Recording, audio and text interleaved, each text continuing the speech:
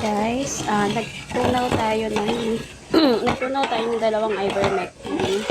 Ipangpupurga natin sa mga alaga natin kasi napansin ko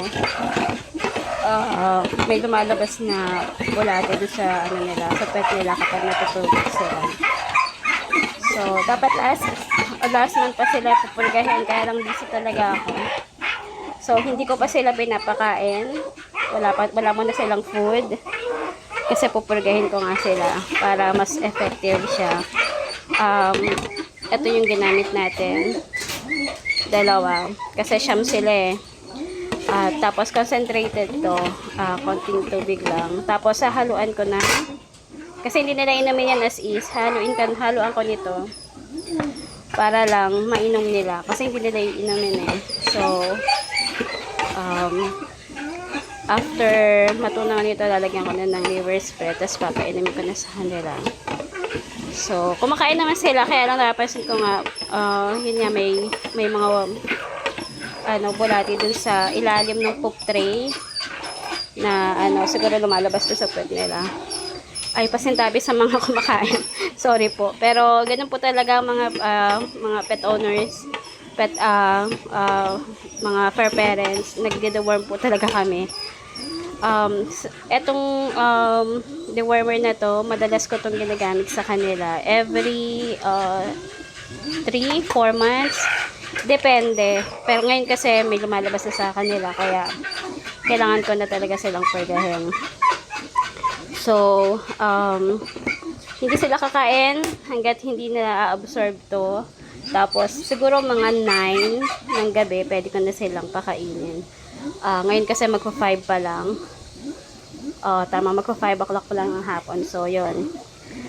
Ipe-prepare ko na lang. Paghahanda ko na sila ng pagkain mamaya kapag na-absorb na nila tong pang-deworm nila. So, ito ginamit natin. Madalas ko tong, since nung nagkaroon ako ng mga rescue, ito na talaga ginagamit ko. Okay naman sila, wala namang nagkasakit, namatay o ano. Basta tama lang siguro yung paggamit. Kasi yung iba, sobrahan. Ito naman, siyam naman sila, kaya for sure, sa tagal ko na siyang ginagamit at binibigay sa kanila as dewormer, okay naman sila. So, yan.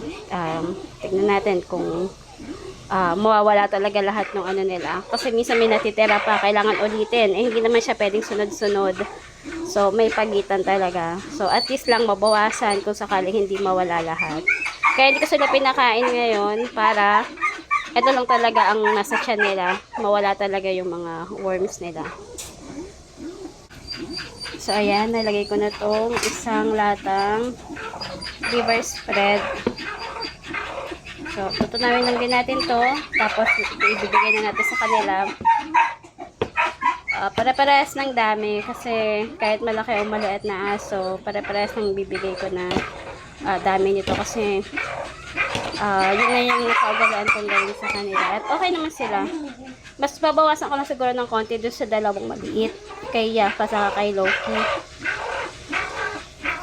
Pati na rin si Rowa. Kasi Rowa medyo maliit din.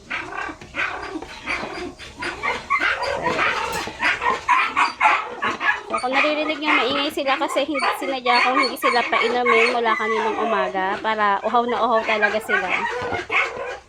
Para maubos nila tong pang-deworm. Tapos mamaya, pag kumain sila, ang ulam nila ay, eto niluluto ko na yung ulam. Yan. Yan ang ulam naming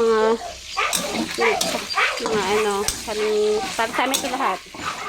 Tapang kabayo. Yay! Paborito nila to. Ni-snacks nila to eh. So, okay lang kahit medyo matigas pa kasi hindi naman nilang ginungo yan. Nilulunok na lang nila. Saka ako may ngipin pa naman ako. Tagal kasi magpakulo. Kaya nilagyan ko na ng mantika para maprito na. Pero masarap to. Lalo na kapag may sinangag. Kaso no fault. Kanin muna tayo. Namamanhid ang aking mga kamay kapag nagkakanin. So, yan. Papak-papak lang muna. So, yan ang ulam nila mamaya. Tapos, ito, ibigay ko na sa kanila. Post mo na. So, ayan, ready na yung pang-deworm para sa Sham. Ayun, ito yung kay Yafa, kay Loki, kasi konti lang sa kanila talaga dapat. At saka kay Rowa. Tapos yung iba, magkakasing dami. So, ayan, bibigay na natin sa kanila. Hindi ko na mabibidyo lahat kasi masyado nang mahaba to. Okay? Pero lahat sila makakapag-deworm ngayong araw. Ayun lang. Bye!